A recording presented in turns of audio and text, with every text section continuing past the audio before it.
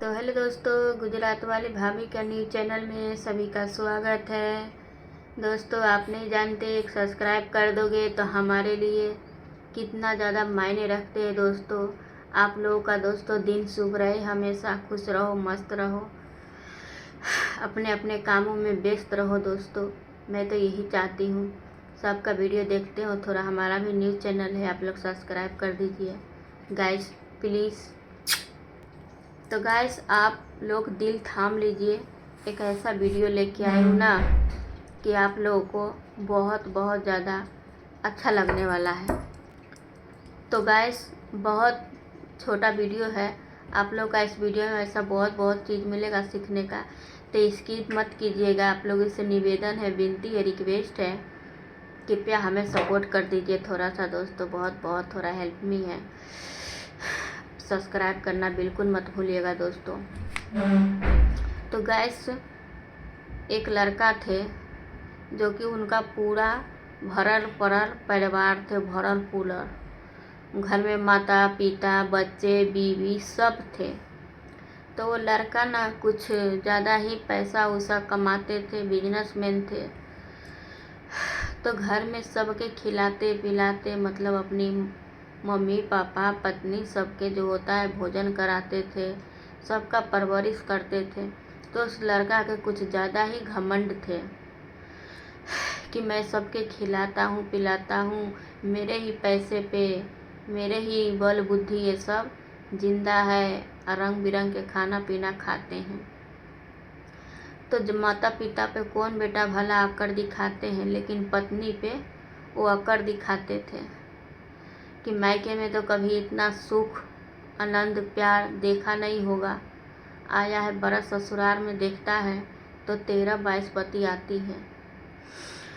पति तो भी कोई, पत्नी जो थी कोई जवाब नहीं देते थे, कहते अरे पति तो इतना कड़ी धूप में मेहनत करते हैं, दिन रात इससे उससे, इनके दिमाग में न जाने पता न हजारों रंग के इनका मन में ख्याल चलता रहता है। तो इनका कुछ भी मन करता है ना तो बोलते हैं, बोलने बेचारी दिल से कभी भी नहीं लगाती थी, बिल्कुल नहीं, बिल्कुल नहीं लगाते थे कि सासू माँ के, पति के, सास ससुर के तो कहना पत्नी का, बहू का, ननद का, सबका हक होता है।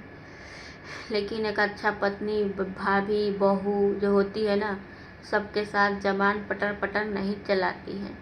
तो वो भी बेचारी ज़्यादातर अपना चुप ही रहती थी कि मैं क्या जाऊँ सबके साथ मुंह लगाने, कोई कुछ बोलते हैं सुन लेती हूँ तो अच्छी हूँ, पलट के जवाब दे दूँगी तो मैं बुरी हो जाऊँगी। इसीलिए दोस्तों, वो कभी भी किसी का बात पलट के जवाब नहीं देती थी।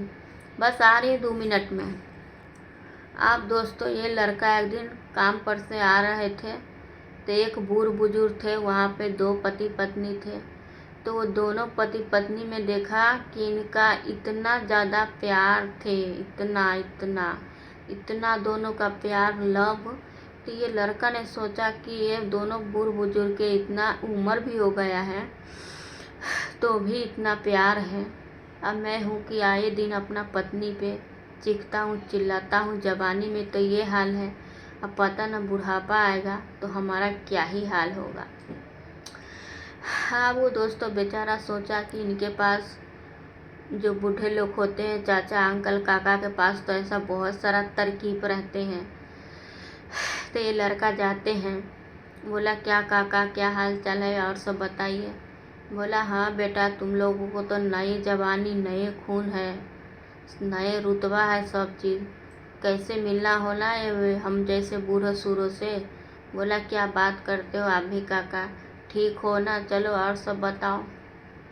वहीं पे वो बूढ़ा ने बोला, चाचा अंकल ने अपनी पत्नी के, कि सुनती हो, ज़रा हमारे लिए ललटेन लेके आओ। भाई गांव के रहने वाले छोटे से गांव में अभी भी लाइट वगैरह नहीं है, आंधी तूफान बारिश आता है तो लोग ललटेन ही जलाते हैं। तो वो बेचारा ने बोला कि सुनती हो मेरे प्राण प्रिय पत्नी, ललटेन लेके आओ।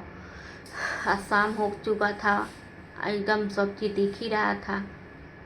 तो लड़का ने सोचा ये बूढ़ा कहीं पागल तो नहीं हो गया है, जो अभी दिख रहा है पूरा सब्जी, और तो भी ये फालतू में तेल बर्बाद कर रहा है। अपने पत्नी के बोला है ललटेन दो। ऐसे करके फिर पत्नी के बोला कि देखो हमारे लिए ये जो बेटा बैठे हैं, गांव घर का बेटा तो बेटा ही होते हैं, इनके लिए चलो 2 कप चाय बना के लिया। आप पत्नी ने क्या किया, चाय बनाने गया तो उसमें शक्कर नहीं था, तो बेचारी नमक डाल के चाय पत्ती डाल के बना दिया। अब वो चाय लेके आया तो देते हैं अंकल के पीने के लिए, तो बेचारा तो कुछ नहीं बोलते हैं, चुपचाप पी लेते हैं।